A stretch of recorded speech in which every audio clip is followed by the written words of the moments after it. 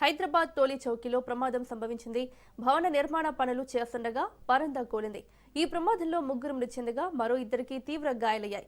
ఇదే అంశానికి సంబంధించి మరింత సమాచారాన్ని మా ప్రతినిధి ప్రవీణ్ అందిస్తారు. టోలీ చౌకీ ప్రాంతం లోపల మొత్తంగా చూసుకుంటే కనుక 6 అంతస్తుల బిల్డింగ్ ఇది 300 ఫీట్స్ ఉంది. 300 ఫీట్స్ యాక్చువల్గా రూల్ ప్రకారం అయితే 300 ఫీట్స్ ఉంటే అయితే G+3 మాత్రమే ఉండాలి. G+5 నిర్మాణం చేపడుతున్నారు. అక్రమ నిర్మాణం కూడా చేపడుతున్నట్టుగా కూడా సమాచారం అయితే వస్తుంది. మొత్తంగా చూసుకుంటే కనుక ఈరోజు ఉదయం ఈ యొక్క కర్రలు ఏవైతే ఉన్నాయో మనం చూస్తూ ఉన్నాం. దీనికి క్లియర్గా ఈ కర్రలన్నీ కూడా పనిచేస్తున్న క్రమం లోపల ఈ కర్రలు మొత్తంగా కూడా చూసుకుంటే కనుక ఈ కర్రలు మొత్తంగా విరిగిపోయినటువంటి సిచ్యువేషన్ చూస్తున్నాం.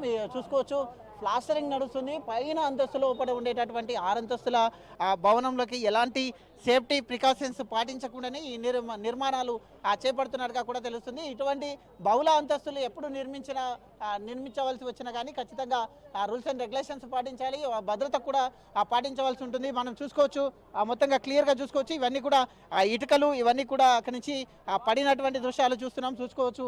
ఈ యొక్క మొత్తంగా కూడా దీనికి సంబంధించినటువంటి ఈ రాడ్స్ కానీ మొత్తంగా కూడా ఇక్కడ వెళ్ళిన ఇక్కడ మొత్తంగా పడిన దృశ్యాలను మనం చూస్తున్నాం. మొత్తంగా చూసుకుంటే కనుక ఆటోలో కూడా అయితే చూసుకోవచ్చు. ఈ ఆటోలో కూడా కొంతమంది కూర్చుంటే ఆటో మీద పడంగానే ఆటో కూడా ఏ విధంగా దాని తీవ్రత చూసుకోవచ్చు. ఎంత తీవ్రత మొత్తంగా కూడా ఆటో తునాతునకలైనటువంటి సిచ్యువేషన్ చూస్తున్నాం. ఆటోలో ఉన్నటువంటి వారి పరిస్థితి కూడా విషమంగా ఉందంటూ కూడా చెప్తున్నటువంటి పరిస్థితులను చూస్తున్నాం. మొత్తంగా ఈ దాంట్లో ఇప్పటికే ముగ్గురు చనిపోయారు. ముగ్గురు చనిపోయి ఇద్దరి పరిస్థితి విషమంగా ఉన్నట్టుగా కూడా తెలుస్తుంది. మొత్తంగా కూడా చూసుకుంటే కనుక కట్టెలు కూడా మొత్తంగా చూడొచ్చు. అయితే ఆ పై నుండి మొత్తంగా 5 అంతస్తుల పై నుండి కిందికి పడడం జరిగింది. మొత్తంగా 5 మంది కార్మికులు ఏపీకి చెందినటువంటి వాళ్ళు, వీళ్ళందరూ కూడా ఏపీకి చెందినటువంటి కార్మికులు.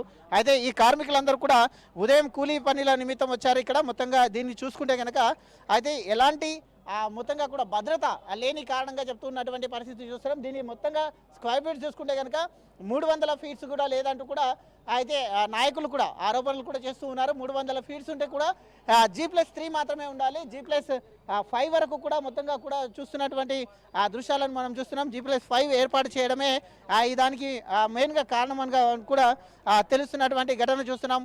అయితే కార్మికులందరూ కూడా ఏపీలోని శ్రీకాకుళం ప్రాంతానికి చెందిన వారుగా తెలుస్తుంది. ఈ ఘటనలో ఇప్పటికే ముగ్గురి పరిస్థితి మొత్తంగా కూడా విషమంగా ఉన్నట్టుగా కూడా సమాచారం వచ్చినప్పటికీ మొత్తంగా కూడా ముగ్గురు కార్మికులు మొత్తంగా కూడా మరణించినట్టుగా తెలుస్తుంది. మరి ఇద్దరు పరిస్థితి కూడా విషమంగా ఉన్నట్టుగా తెలుస్తుంది. విషమంగా ఉన్న వాళ్ళని మొత్తంగా కూడా అయితే ఆసుపత్రికి తరలించారు. చూసుకోవచ్చు మనం ఈ యొక్క తునాతునకలు ఆటో కూడా మొత్తంగా కూడా తునాతునకలు అయినటువంటి పరిస్థితి. పైనుండి కూడా 5వ అంతస్తు నుండి కూడా జారి కింద పడడం జరిగింది. అంటే ఇలాంటి బహుళ అంతస్తులు నిర్మాణం చేపట్టేటప్పుడు ఖచ్చితంగా భద్రతలు పాటించాలి.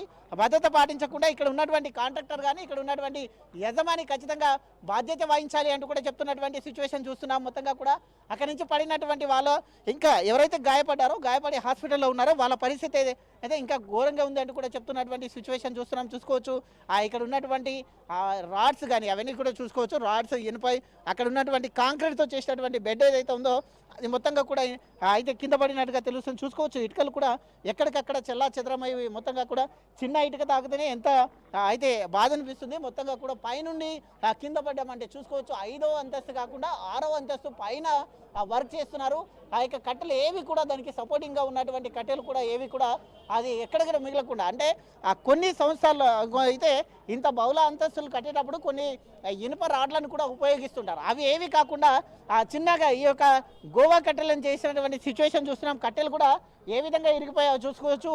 అయితే అంత పైకి ఉన్న కారణంగా వెయిట్ కూడా కొద్దిగానే ఉంటుంది కాబట్టి ఆ వెయిట్కు మొత్తం కట్టెలు కూడా ఇరిగిపోయినటువంటి సిచ్యువేషన్ చూస్తున్నాం. ఇప్పటికే ఆ యొక్క బిల్డింగ్ ఓనర్ కూడా ఇంకా స్పందించలేదంటూ కూడా చెప్తున్నటువంటి పరిస్థితి చూస్తున్నాం. ఆ బిల్డింగ్ ఏదైతే ఉందో 300 గజాల్లో ఉండేటటువంటి ఈ బిల్డింగ్కు ఏ విధంగా పర్మిషన్ ఇస్తారు, 5 అంతస్తుల భవన అయితే బహుళ అంతస్తుకు ఏ విధంగా పర్మిషన్స్ ఇస్తారు అంటూ కూడా చెప్తున్నటువంటి పరిస్థితులు చూస్తున్నాం.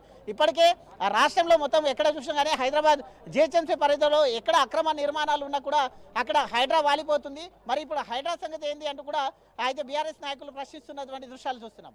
వీడియో జర్నలిస్ట్ వరుణ్తో ప్రవీణ్, రాజ్ న్యూస్.